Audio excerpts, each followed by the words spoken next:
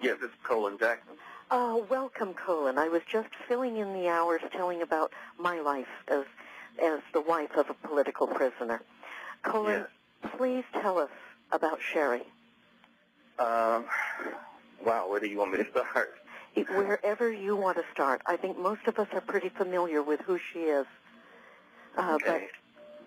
But you know, she kind of dropped off the radar, once From Freedom to Fascism had, run its course.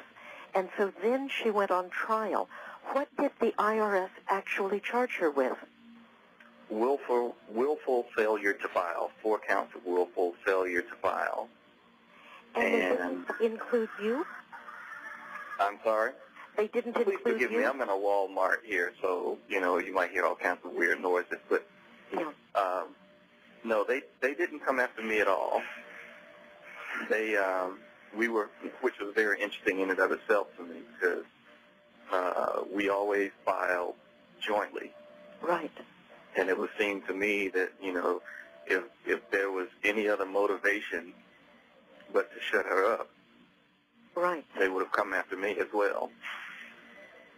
But one of the things that the judge said in the sentencing was specifically that they wanted to, in so many words, make an example out of her so that people like her would know that you can't not file your taxes and get away with it. That's almost verbatim of what the judge said.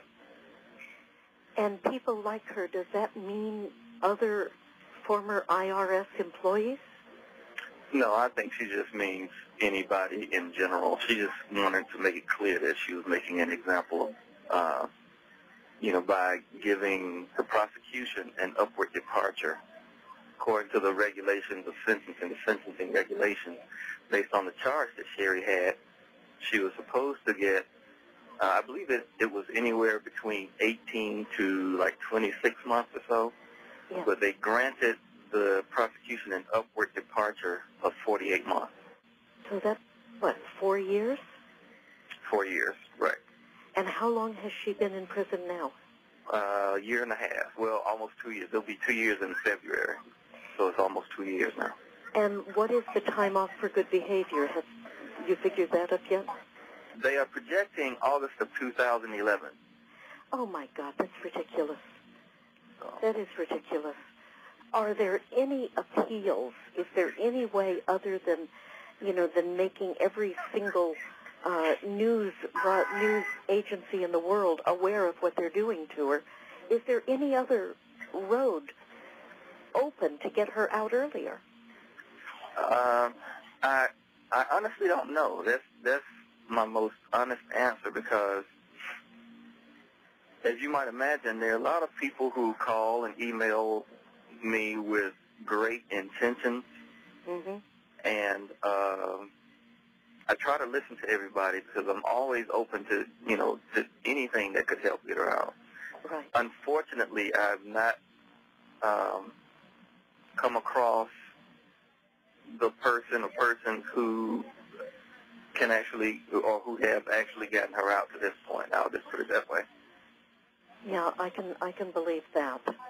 Well, the one thing that I hope that all of us who now are becoming acquainted with Sherry again, I'm hoping that we can get an income for you so that you don't have to work, and your full-time job is getting Sherry Teal out of jail, out of prison, and also keeping her alive while she is in prison.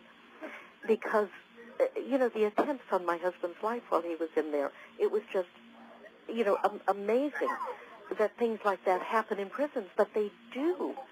Now, tell us what kind of prison she is in, and tell us about this recent medical scare we've just had. Okay, she's in a camp in Coleman, Florida, which is about 1 hour north of Tampa. It's called Coleman Camp. They also have other facilities there for men. It's an entire, prison complex, federal prison complex. They have a medium security place for men, a maximum security place for men, and then they have this camp shared, which used to be for only blue-collar type crimes and things like that. What she's finding now is